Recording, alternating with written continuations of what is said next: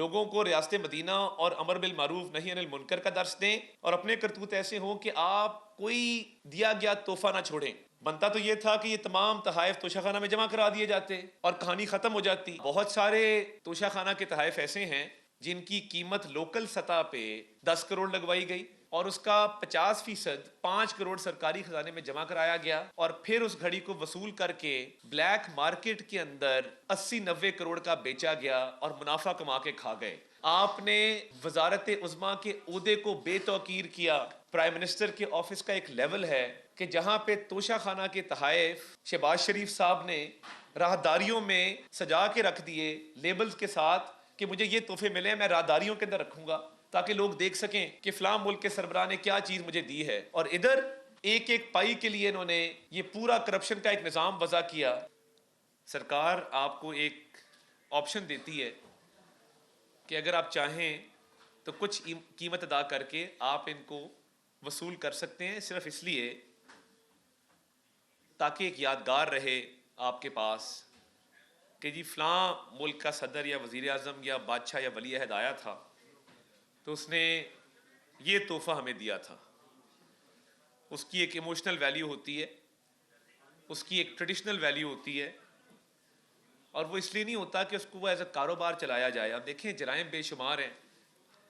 کہ ان تحائف کو نہ صرف ان کی ویلیو کم لگوائی گئی بلکہ ان کی ویلیو کم لگوا کر اب ایک گھڑی ہے جو خانہ کعبہ کے ڈائل والی گھڑی ہے، وہ بازار سے خریدی نہیں جا سکتی، اس کی قیمت لوکل سطح پہ کوئی گھڑی کی دکان نہیں لگا سکتی کیونکہ وہ کسٹم میڈ گھڑی ہے، وہ خصوصی طور پہ تیار کردہ گھڑی ہے اور وہ ایک ہی پیس ہے دنیا کے اندر، وہ نایاب ہے۔ جب ایسی نایاب چیز جو مارکیٹ میں دستیاب نہیں ہے اور اس میں ہیرے جواہرات لگے ہیں، تو پھر جو ہیرے جواہرات کے ماہر ہیں وہ اس کی قیمت لگاتے اور وہ 90 کروڑ سے 1 ارب کے درمیان اس کی قیمت لگتی ہے، کیونکہ اس کے اندر جو سونا لگا ہے، ہیرے جواہرات لگے ہیں، ان کی اپنی ایک ویلیو ہے۔ اب بہت سارے توشہ خانہ کے تحائف ایسے ہیں جن کی قیمت لوکل سطح پہ 10 کروڑ لگوائی گئی اور اس کا 50% 5 کروڑ سرکاری خزانے میں جمع کرایا گیا، اور پھر اس گھڑی کو وصول کر کے بلیک مارکیٹ کے اندر 80-90 کروڑ کا بیچا گیا اور منافع کما کے کھا گئے۔ اب یہ عمران احمد نیازی صاحب اور بشرا مانکا صاحبہ ایک گینگ چلا رہے تھے گھر پر، اور باقاعدہ وہ جو آڈیو آپ نے سنی جس میں وہ ملازم کو ڈانٹ رہی ہیں کہ یہ تحائف کو کس نے تصویریں کھینچ لیں، کس نے دیکھ لیا، ان کو ہوا نہیں لگنی چاہیے تھی، تو یہ باقاعدہ ایک بیوپار ہو رہا تھا، یعنی نام ریاست مدینہ کا ہے اور کرتوت ایسے ہیں کہ چوری چکاری اور ڈکیتی میں آپ ملوث ہیں۔ اور یہ جو آج 14 سال کی سزا سنائی گئی ہے، یہ گراف ایک کمپنی ہے برطانیہ کی جو کسٹم میڈ خصوصی طور پر تیار کردہ ڈائمنڈز کے سیٹ بناتی ہے۔ یہ جو گراف کا سیٹ تھا اس میں نایاب قسم کے یلو ڈائمنڈ استعمال ہوئے، اور صرف ایک جو چھوٹا ڈائمنڈ ہے 3 کیرٹ کا، اس کی قیمت $9,75,000 ہے، اور اس میں ایک بریسلٹ ہے، ایک گھڑی ہے، 2 ایئرنگز ہیں، ایک نیکلس ہے، وہ سارے یلو ڈائمنڈ سے بنا ہوا یہ گراف کا سیٹ ہے جس پہ آج سزا سنائی گئی ہے۔ اور وہ گراف کا سیٹ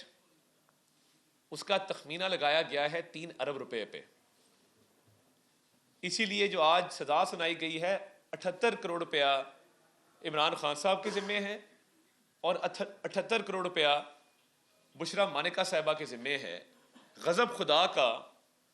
کہ آپ دوسروں کو چور ڈاکو کہیں، لوگوں کو ریاست مدینہ اور امر بالمعروف نہی عن المنکر کا درس دیں، اور اپنے کرتوت ایسے ہوں کہ آپ کوئی دیا گیا تحفہ نہ چھوڑیں۔ بنتا تو یہ تھا کہ یہ تمام تحائف توشہ خانہ میں جمع کرا دیے جاتے اور کہانی ختم ہو جاتی، یا اگر آپ نے ان کو ایز اے سووینئر رکھنا تھا، ایک یادگار کے طور پہ رکھنا تھا